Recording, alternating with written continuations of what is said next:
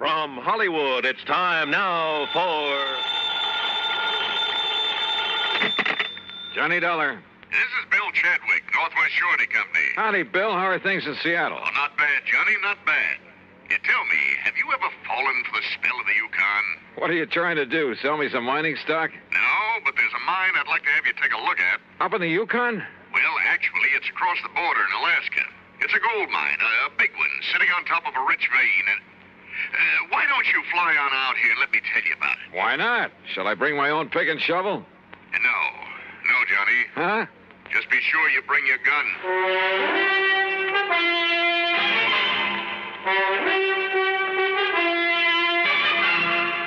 Bob Bailey in the exciting adventures of the man with the action-packed expense account, America's fabulous freelance insurance investigator. Yours truly, Johnny Dollar.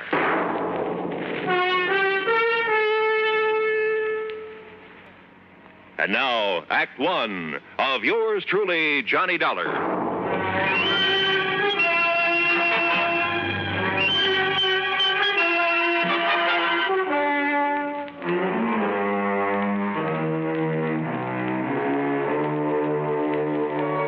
Expense account submitted by Special Investigator Johnny Dollar to the Northwest Surety Company, Seattle, Washington office. Following is an account of expenses incurred during my investigation of the Midnite Sun matter.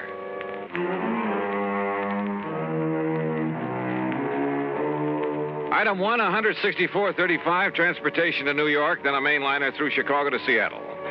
The pilot gave us a beautiful view of Mount Rainier and Puget Sound before we set down, and at 4 p.m. I was in Bill Chadwick's office at 2nd Avenue and Yesler Way. I'm glad to see you, Johnny. It's been a long time. Yeah, hiya, Bill. Yeah, here, sit down. Okay.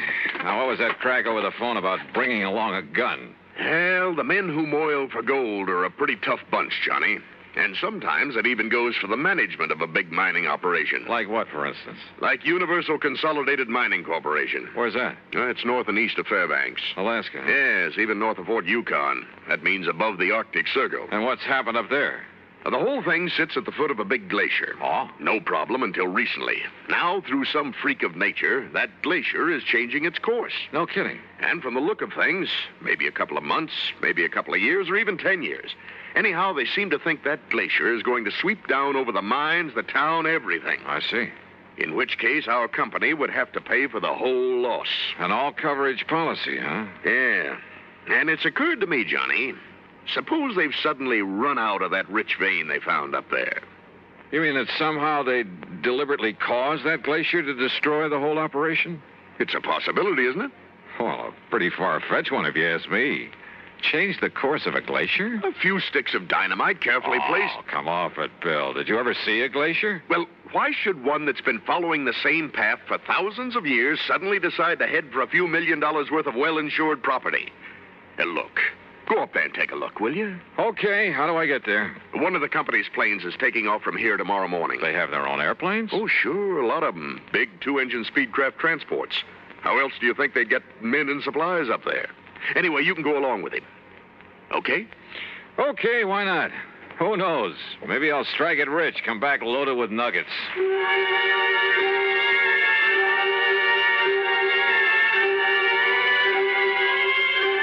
Item 2, $31 even for my room at the Benjamin Franklin and a night on the town. The following morning, well, I suppose I should have wondered why a big cargo plane should take off from a tiny airport far out of town with only the pilot and me on board. Yep, I should have wondered.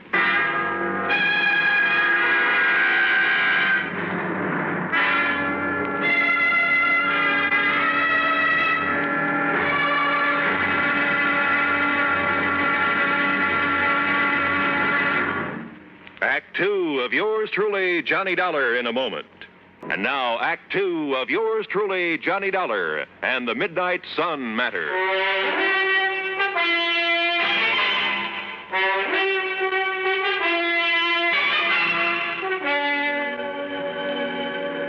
Within a few minutes after I met him at the airport far east of town the next morning, Cliff Murray had the big twin-engine Speedcraft airborne, and we were heading north to Alaska.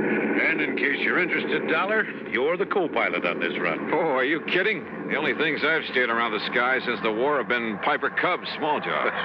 You know something? When you get onto them, these babies are not only just as easy to fly, but a whole lot safer. Want to take over for a while? Well, maybe later. Hey, how come you didn't take this big ship off at the Seattle-Tacoma International Airport? Because of the cargo we have on board. Also, it was quicker and easier to get clearance. We're trying to make time on this trip. The boys up at the mine are a pretty worried bunch these days. Oh, why? There's a big glacier on one side of the property. Oh. Flows down to make the Kanakai River. When it gets warm enough, a couple of months in the year to melt. That's so? But there have been a couple of big ice quakes this spring. Just like earthquakes, only it's ice. And now that glacier's heading for the property. No kidding. Yeah, it's going to wipe out the airport and everything. Unless they can do something about it. Like what? Divert the course of a glacier? The engineers up there say they can do it. And we've got the stuff for them right here. This cargo we're toting. What do you mean? Oh, didn't you know? No what? Why, we got enough TNT aboard to move a dozen glaciers. Speaking of sitting on a powder keg, and this one had wings. But then after the first shock of realization wore off, well, I even took up Cliffy on his offer to handle the controls for a while. And he was right. The big plane behaved like a doll.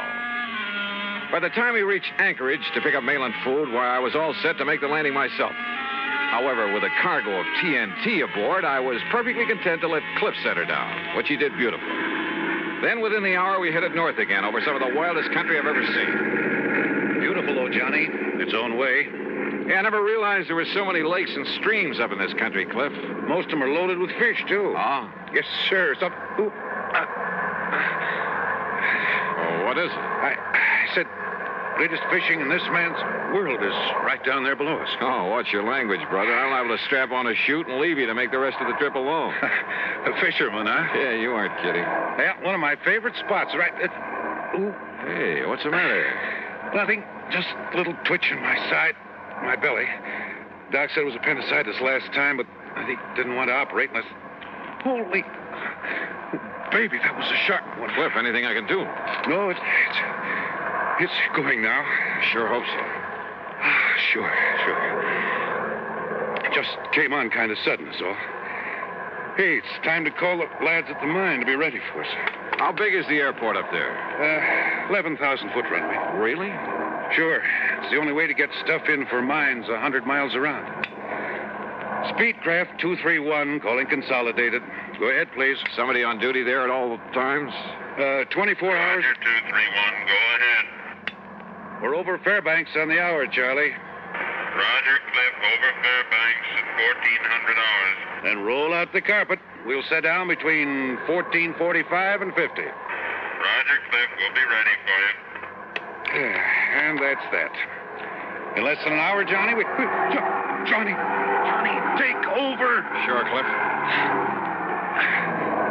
Never been this bad before. Now listen. No. You listen. No matter what happens, take it easy. I'll tell you exactly what to...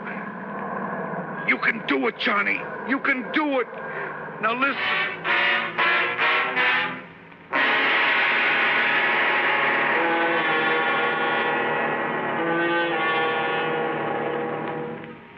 Act 3 of yours truly, Johnny Dollar, in a moment.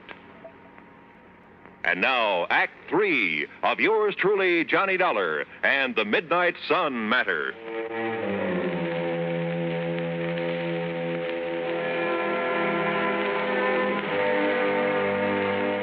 The rest of this report will have to come to you from the records of the airport there at Universal Consolidated Mining Corporation, far above the Arctic Circle. Aboard the big cargo plane loaded with TNT, the pilot crippled with pain, I was a little too busy to make notes to scribble any fancy dialogue. Here, then, is the story as recorded at the tower of the airport. The time is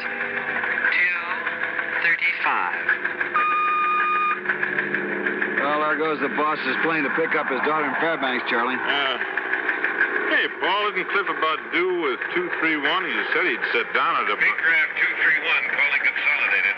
Hey, is that Cliff? Speedcraft 231, calling consolidated. It doesn't sound like him. Hello, Cliff? No, this is Johnny Dollar. Dollar? Yeah, it's his passenger. Go ahead, Johnny. Cliff is... Well, look, I've had to take over for him. He's sick. Cliff will give me whatever instructions I need. You sure you can make it, Johnny? Charlie, this is Cliff. Go ahead, Cliff. Johnny can make it. Well, what about that cargo, that TNT? Can you dump it? I can't move to dump it, and Johnny can't leave the controls. Okay, then, Johnny, we'll give you all the help we can from here. Thanks, Charlie. Have you passed the Snake River marker? In about 2 minutes, I think. Okay, now just remember your letdown is on a heading of 035 degrees from that marker. 035 degrees from the Snake River marker, Roger. And, well, now just take it easy, Johnny, and we'll get you down here okay. Thanks, Charlie. Well, it looks like we may have a problem on our hands. Listen, if Cliff says Dollar can bring it down, he can. Just you take it easy when you talk with him.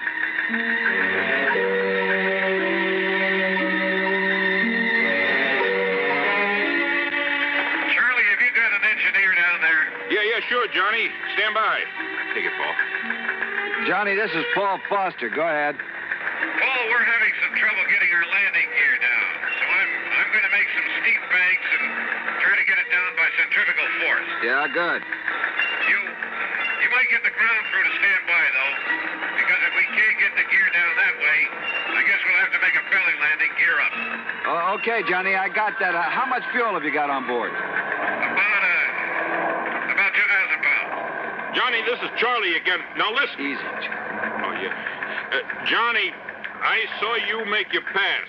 It appears the landing gear door is partially open, which may indicate it's jammed. Any suggestions?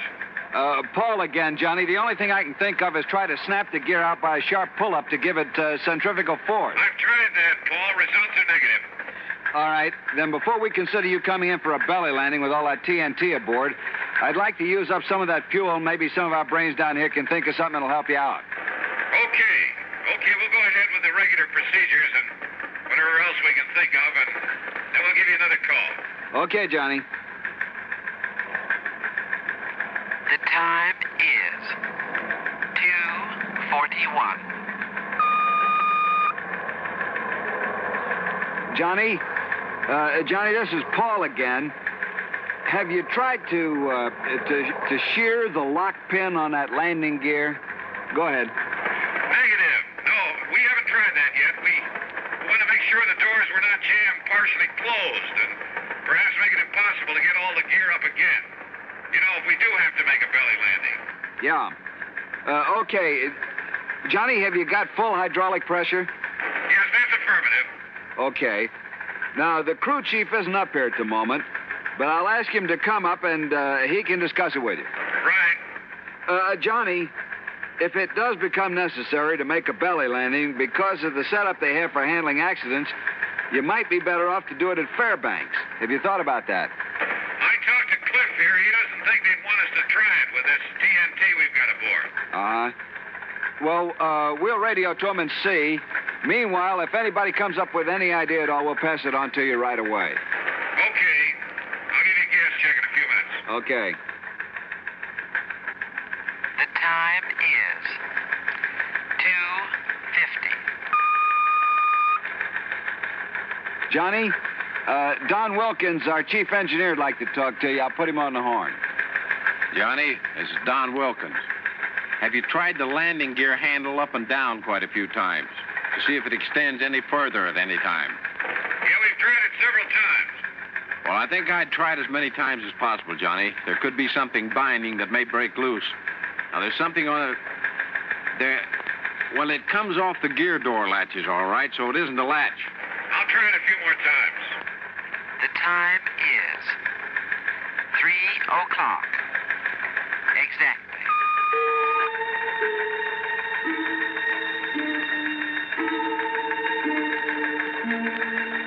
Johnny, this is Paul. How's your fuel situation stacking up now? We have about 950, about 960 pounds. Well, for your information, Fairbanks have advised that they can't take your airplane there because they're jammed up and couldn't clear the field in time. Well, yes, okay. It doesn't look like we'd have enough gas to go over there anyway. Johnny, this is Don Wilkins again. Go ahead, Don. If you feather the number 2 engine, and then just as you unfeather it, slam the gear handle down, Well, maybe the additional torsion that you get may free the gear. Okay, Don, we've already tried that and we came up negative. I think we're stuck with that belly landing. Johnny, this is Paul. We'll get everything ready for you. Are you VFR in this vicinity? You know, under visual flight rules? Yes, affirmative. Johnny, there's one more thing we'd like to have you try, and that is completely unload your hydraulic system, and then try free-falling your landing gear. Did you get that? I did that twice, Don. No luck with it. But we'll try it again. All right, Johnny, fine. The time is 3:28. Johnny, we're going ahead with preparations for a belly landing down here. I see you buzzed the field a couple of times, so you know how much room you've got. You think it looks like much from up here? Now listen, we're going to foam the runway for you. You hear me? Put foam on it. We're doing it now, and that'll kill some of the friction. And if we can get enough on, it'll help against fire if you have any trouble. How's the wind down there? It's south about 3 miles an hour, just light breeze. Well, I wanted to know in case this thing slides off to one side or the other. I don't want to run down any of the other airplanes I can see down there. Not if we can help it. Okay, Johnny, take a run directly over the runway and get the feel of it. Will do. The time is 3:31. Johnny, we don't want to seem in the position here of telling you all your business, but I guess we've got to try everything anyone could think of. Yeah, go ahead. On this gear handle business, up and down, throw it in the up position. But just leave it there for a second, and then slam it down and leave it down for, say, 30 seconds after you put it down. You get that? Okay, we'll do that. We hate to be giving you all this intelligence all the time, but if anybody gets an idea, we pass it on to you for what it's worth. But you've got to be the judge. We're glad you fellas are with us. The time is 3:46. Johnny, how's your fuel now? I wouldn't bank on it much longer. All right. They're laying foam on the runway like crazy, but that foam's only going to last about 25 minutes. Now, assuming they started laying the foam at 30, you should land not later than 55. Yes, well, okay. You give us a word when it's completed. We're going to make one low pass and take a good look at everything. Then we'll come in and land. Okay? Roger. I got your remarks. The time is 3:51.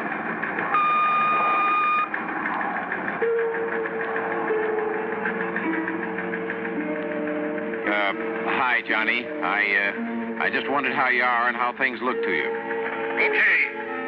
You got a doctor standing by to take care of Cliff? Sure. Everything's ready for you. One comment. Listen. Do not, repeat, do not feather the engines when you sit down. Got it. We'll comply. Okay, Johnny. Okay, we're all set, Don. We're going to make a practice pass over the field prior to the final landing. Okay, Johnny, I won't be talking to you anymore. Paul will take over on your approach and get you down. We're all set for you when you arrive. Good luck. Yeah. Okay.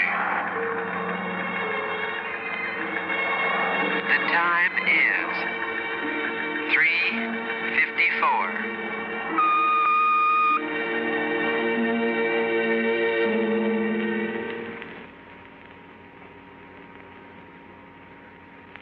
One minute, 48 seconds later, we made a wheels-up landing.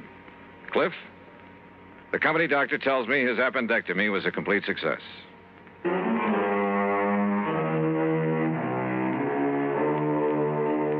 A hard-bitten bunch of miners, did you say? Listen, those boys up in that lonely outpost are the salt of the earth. And as for trying to pull something on your insurance company, well, you should have seen how just one good load of TNT put that glacier back on its course. Yes, sir. I hope the vein of gold never runs out for those boys. Expense account total, including gifts for the lads who really brought that plane down, $600 even. Yours truly, Johnny Dollar.